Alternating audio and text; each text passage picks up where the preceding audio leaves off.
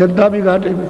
जब हम चिल्लाते थे कि भाई तुम्हारे पास नहीं रहेगा, चंडी अपना काम कर रही है, तब तुम बाबा जी की बात को नहीं, हम नहीं मानेंगे, हम नहीं जानते। अब सारे विश्व में जब अर्थ की कमी आए तो कहाँ गया? ए बाबा जी किधर चला गया? अब बाबा जी से पूछो तो बाबा जी उसके बाद बतरा भी 5 वर्ष हो गए बैठे। यहाँ पूछ लो, यहाँ पूछ लो आकर तो चला गया। सब देश गरीब हो गए। तुम नहीं जानते हो चंडी का हाल कि वो क्या करती है? पहले क्या करेगी? गरीब बनाएगी,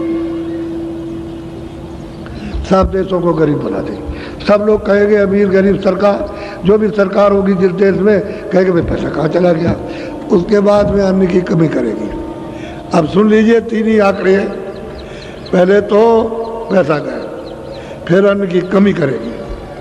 तो लोग कहेंगे कि अरे हमारे पास अन्न नहीं है, तो कहेगा नहीं तुम्हारे नहीं जाएगा, हमारे यहाँ कम पड़ जाएगा। समझ गए? अगर ज़्यादा हुआ तो दे दिया, और तो फिर उसके यहाँ भी कम। तो कहते हैं हमारे पास नहीं है, हम तो कहे हमारी जनता मर जाएगी, तब जो कुछ हो जाए, तुम अपने देश को संभालो, हम अपने देश को संभालो। ये फिर यहाँ भी कमी हो जाएगी। तो अन्न की कमी उस देश में, उस देश में, उसमें, और फिर वो लड़ाई करा देगी। तो बस आप समझ लीजिए। आप ये 3 बातों में मंत्र है, ये इंसानी मंत्र। 3 बातों फिर क्या करोगे आप? पहले सोच लो। अब इसके आगे और कुछ नहीं कहेंगे। तो चंडी अपना काम सब कर रही है। चंडी एक बहुत बड़ा देवता है। ये बाहर की चर्म आंखों से दिखाई नहीं देगा, वो तो दिव्य आंख से दिखाई देता है, इन आंखों से दिखाई नहीं देता, और सब जगह काम कर रहा है, सब जगह। बस मैं इतना ही बता रहा हूँ आपको। वो अपने काम में अब सफल है, वो काम कर रही है। सब धीरे धीरे धीरे धीरे वहीं ले जाएगी आप। और आपसे ये कहा जाता है कि तुम ठीक समझ जाओ, ईमानदारी मेहनत से काम करो जो कर रहे हो, उसमें तुमको पूरा पड़ेगा। और पूरा पड़ेगा, कपड़े, खाना, ये वो, बचत, सब बाल बच्चों के लिए, सबके लिए। तो तुमको बात सुनते रहिए। हम इसे हाँ कैसे मिले, ऐसे कैसे मिले, किसी तरह से इसको कब मार दे और ले जाए इसका, ये सब में हविस लगी हुई। ये हविस क्या है? वो तो पर्दा है, वो तो चला जाएगा। पर्दा किसी कैसे हाथ में आता है? इधर से हविस आई और इधर चली गई तो किधर गया? हम तो बहुत ले आए थे, किधर का चिल्लाओगे? चिल्लाते ही वो किधर चला गया? ऐसे ही तो हविस है, हविस मार दे रही। तो इसलिए मेहनत ईमानदारी से करो, मालिक बरकत देगा।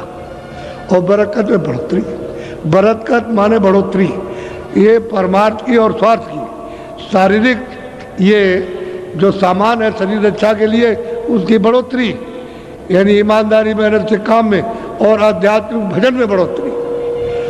और तुमने ईमानदारी मेहनत तो इसके लिए कुछ नहीं, परमार्थ के तो कुछ हो ही नहीं सकता। वो तो ईमानदारी और मेहनत पर मुकर्रर है, वो तो आपको बनना ही पड़ेगा। ऐसा नहीं। तो हमने आपको संक्षेप में सब बात बताई और ये सुनाया कि हमने कहा था कि आपको स्त्रियों का भी सुना देंगे। तो स्त्रियाँ तो बहुत हैं, अब किस किस का नाम लेके सुनाया जाए? ऐसे ही सबने प्राप्त किया और पुरुषों ने भी प्राप्त किया। अब कबीर दास का अलग है, उन्होंने अलग लोगों को पहुंचाया।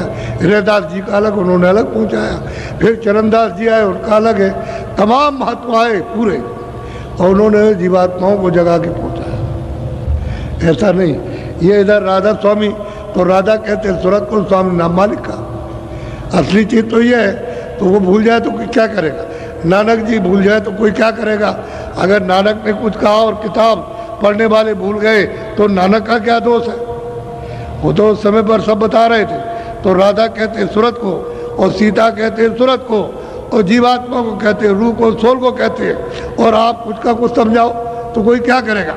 अरे राधा सूरत, उस मालिक को उसने प्राप्त किया तो राधा के स्वामी, राधा स्वामी यही है। सीता के स्वामी तो मतलब कि सीताराम असली चीज ये, उसको राम भी वर्णन किया, उसको अनाम भी वर्णन किया, उसको स्वामी भी वर्णन कर दिया। अब आप उसको न समझो, उल्टा अर्थ की इधर स्त्री होगी तो ये पुरुष नहीं है, सूरत स्त्री है और वो पुरुष है। ये जाके उससे मिली तो कहते मैं अपने स्वामी से मिल गई, वही रूप हो गई। ये जो पर्दा है, पर्दा है, ये वहाँ नहीं पर्दा। तो कोई आदमी जानते नहीं किसी मत को। अब सब लोग भूल जाए तो क्या पता चलेगा, नई जनरेशन आएगी जब कोई नहीं रहेगा सब भूल जाएंगे। ऐसे ही हो गया सब। इसलिए आप जो उन्होंने बताया तो ठीक था, अपने अपने वक्तों में बहुत पहुंचाया, बहुत जीवों का उद्धार किया जगा करके। अब जब आप इस रास्ते में चलोगे तब पता चलेगा कि बहुत जीव पहुंच गए, वहाँ बहुत पहुँचे हैं। संतों ने बड़ी कृपा की, बड़ी दया की कि ऐसे जीवों को जो कुछ नहीं, अपाहिज थे, जो कभी जा नहीं सकते थे और दुर्बल थे, कभी उठ नहीं सकते थे, उनमें दया कर दी, उनको पहुंचा दिया। तो वो तो सामर्थ्यवान है सब प्रकार से, हर तरह। बोलो जय गुरुदेव। पूरा मैदान भरा है और मैदान के बाहर पूरे टेंटों में।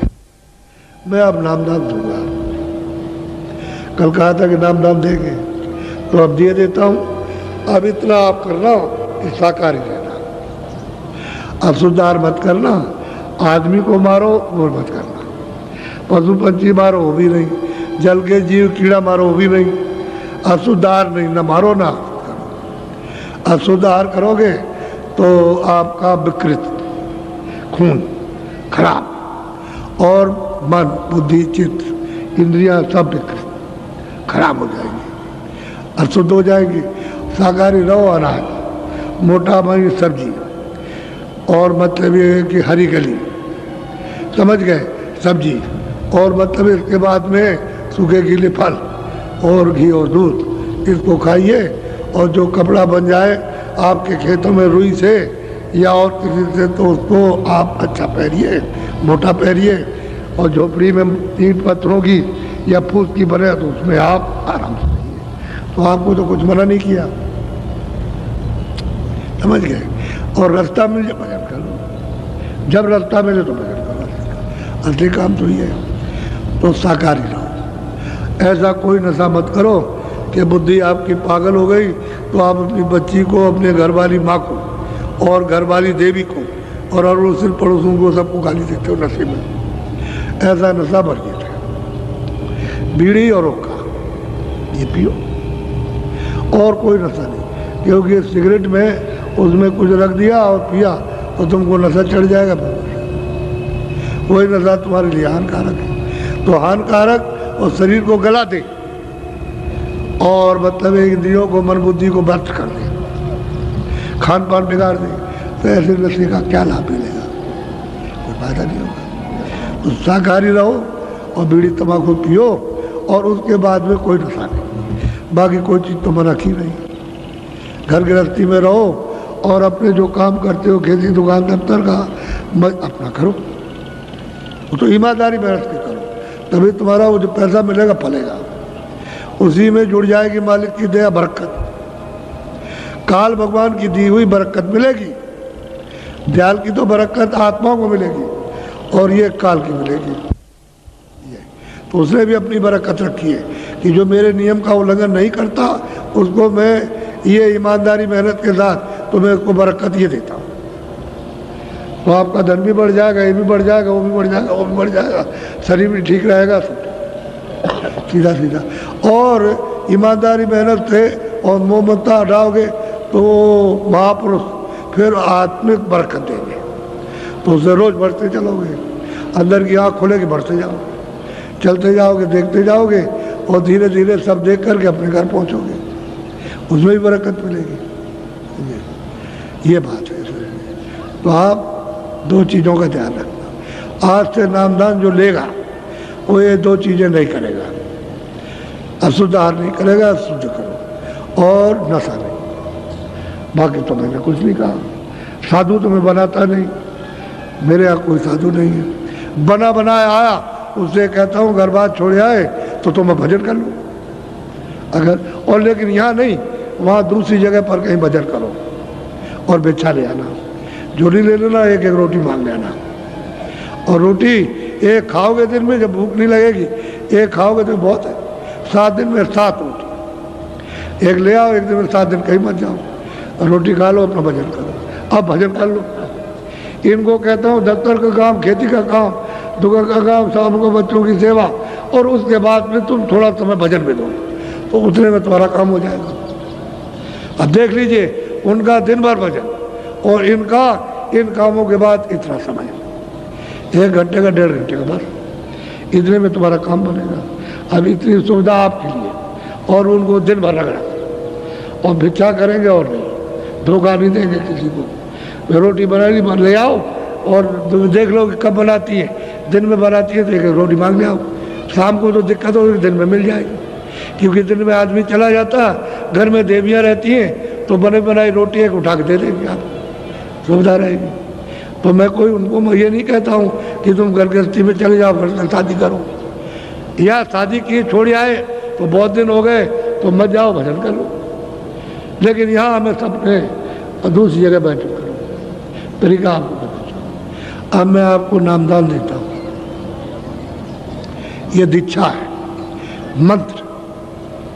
पहले लोग मंत्र और दीक्षा देते थे, अब ये दीक्षा मंत्र नहीं है, ये नामदान है, आत्म धन का दान। तो ये आप किसी को बताने, दीक्षा ली हुई किसी को बताया नहीं जाता, मंत्र लिया हुआ किसी को बताया नहीं जाता। तो जो कुछ भी आपको बताया जाए बताना नहीं। अगर तुमने ये बताया तो वो तुमको बेवकूफ़ और पागल और 10 बुरी बात कहेगा, तो तुमको क्रोध आ जाएगा, तो तुम तो आए थे कुछ लेने, वो फेंक दिया आपने। ऐसा नहीं, अपना चुपचाप रहो। तो जो बताया जाए वो चुपचाप रखो। फिर जो अंदर का भेद बताया जाए, जो स्मरण ध्यान भजन, वो अपना चुपचाप करो। जब आपको कुछ मिलने लगे, आँख खुलने लगे देखने लगो, कान खुलने लगे सुनने लगो, रस और आनंद आने लगे, तो किसी से कहना नहीं। अगर तुमने किसी से कह दिया कि मैं ये देखता हूँ ये सुनता हूँ, तो बंद हो जाएगा।